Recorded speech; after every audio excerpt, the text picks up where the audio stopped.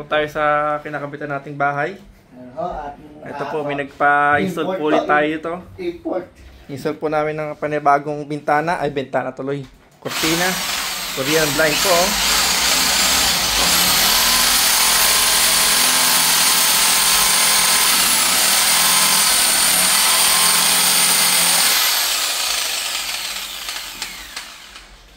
Ayan, magaling po kakapit po yan.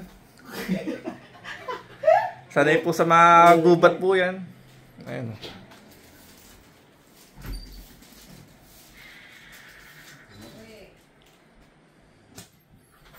Ayan, lalagyan po natin ng kanyang tox. Ayan, di pa po kasya. Masyado pong mababaw. Kasi maliit lang po ang naninikusin kaya mababaw. Hindi makabaon.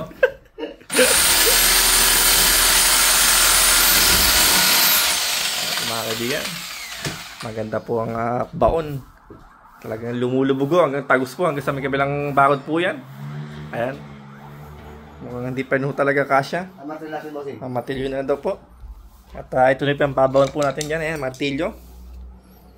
Ayan. Lumubog na ho.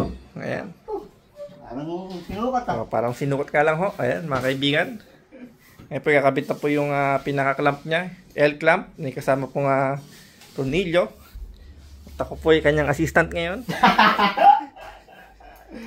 ang bossy, nag-assistant. So sa lahat po papakabit po ng Korean blinds, dito lang po, kumontak lang po kayo sa 198000000. Pre-installation na po sa lahat po yan. Kahit anong pong kasi bintana ho yan. Ayan o. Sa kagandahan po sa Korean windows namin, may kasamang ilaw. Umiilaw pa sa gabi. Tapos so, pagka gusto yung lumabas sa bintana, pwede po tatagos kayo sa bintana ho na yan. Ayan o.